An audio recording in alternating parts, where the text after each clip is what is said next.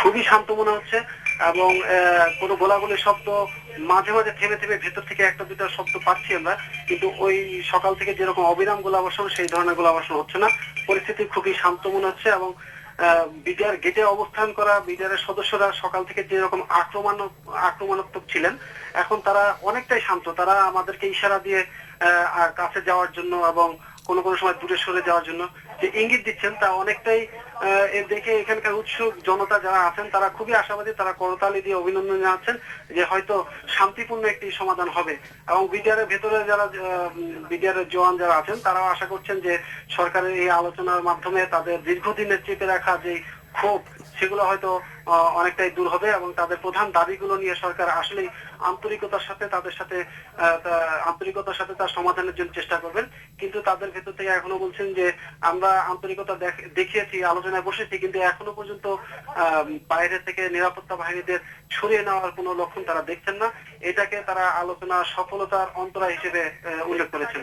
জুয়েল, তুহিন, আর কোনো ভিতরে আর কারোর সঙ্গে কি আপনার কথা হয়েছে? তারা কি কোনো রকম দাবি দেওয়া নিয়ে আর কোনো কথা বলেছেন আপনার সঙ্গে?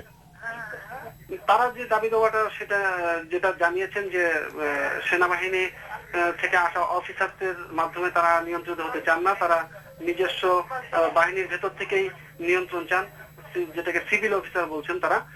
আর ওনাদের যে প্রধান দাবি ছিল যে দীর্ঘদিন সীমান্ত চৌকিতে যারা পাহারায় নিয়োজিত ছিলেন, সীমান্ত চৌকির মতো গুরুত্বপূর্ণ দায়িত্ব পালন করেছেন, তাদের মানে পদোন্নতির নেই। যারা হেডকোয়ার্টারে থাকেন অফিসার তাদেরই শুধু পদোন্নতি হয়। এইসব বৈষম্য দূর করার তাদের একটা দাবি আছে। এবং অপারেশন ডাল ভাত কর্মসূচি নিয়ে যেটা সকালে আজকে দরবারে প্রথম আলোচনা হচ্ছিল, সেখানে ডাল ভাতের কর্মসূচি অনেক অনিয়মের অভিযোগ সেখানে বিডিআর সদস্যরা তুলেছিলেন, যেটা আলোচনা চলার এক পর্যায়ে পেছন থেকে প্রথম গোলাগুলির ঘটনা ঘটে। আপনারা জানেন সেই গোলাগুলির ঘটনায় আমরা যতদূর জানতে পেরেছি বেশ কিছু হতাহতের ঘটনা ঘটেছে। সেই অফিসারদের ভাগ্যে কি ঘটেছে আসলে এটা আমাদের এখনো নিশ্চিত নয়। এবং তারপরে যে বাইরে যে গোলাগুলি হয়েছে যেগুলো সকাল থেকে, যে তারা গুলি বর্ষণ করেছেন হেলিকপ্টার দেখে এবং বাইরের লোকজনকে সতর্ক হওয়ার জন্য যে গুলাগুলি করেছেন, সেখানে ঠিক গেটের উল্টা দিকে লেকের ওপারে একজন পুলিশ সদস্য লাশ প্রায় 1 ঘন্টা পড়েছিল। তিনি এতই আহত ছিলেন, তাকে উদ্ধার করার মতো কেউ ছিলেন না। তারপরে যখন এখানে সাদা পতাকার মাধ্যমে আলোচনার দিকে এগিয়ে যাচ্ছেন, ঠিক তখন জনতা সেই লাশটি নিয়ে গেছে, সেটা আমাদের চোখের সামনে দেখলাম। এবং অন্যান্য দিক থেকেও সব দিক থেকেও তারা জনতা যারা এতক্ষণ দূরে ছিলেন তারাও ধীরে ধীরে এগিয়ে আসছেন। সকলের আশা একটি শান্তিপূর্ণ সমাধান হবে। তুহিন, আপনাকে অসংখ্য ধন্যবাদ। পরবর্তী আপডেটের জন্য আবার আপনার কাছে আসবো। দর্শক, বলছিলেন আমাদের রিপোর্টার আব্দুল্লাহ তুহিন। আপনারা জানেন যে 3:10 আগে থেকে বিডিআর সদর দপ্তরের ভেতরে সরকারের এলজিআরডি মন্ত্রী জাহাঙ্গীর কবির নানক এবং সংসদের হুইপ মির্জা আজম সহ আরো 2জন এমপি তাদের সঙ্গে আলোচনা করছেন। আশা করা যায় একটি সফল সমাধানের দিকে সেটি যাচ্ছে এবং বিদ্রোহটি দমন হবে। দর্শক, বিডিআর এর সাবেক মহাপরিচালক আলম ফজলুর রহমান একুশে টেলিভিশনকে দেয়া এক বিশেষ সাক্ষাৎকারে জানিয়েছেন মারাত্মক রকমের কমান্ডিং ফেইলিওরের কারণে এই বিক্ষোভের ঘটনা ঘটেছে। পুঞ্জীভূত যে একটা সমস্যা, সেটারই একটা বহিঃপ্রকাশ ঘটেছে। এটা আমি আপনার সঙ্গে একমত।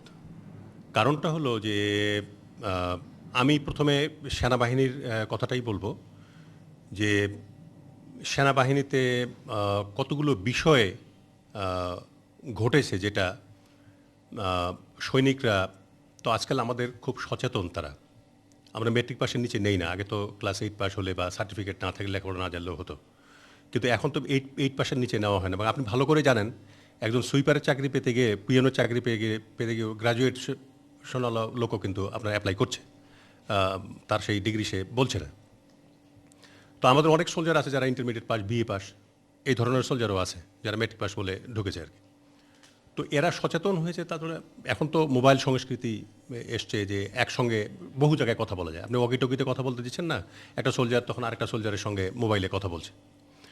তো এখন যোগাযোগ খুব উন্নত হওয়াতে ব্যক্তি যোগাযোগটা উন্নত হয়েছে সোলজারদের মধ্যে। আগে যেটা জানতো না যে বগুড়াতে একটা কিছু ঘটলে ঢাকাতে জানতো না।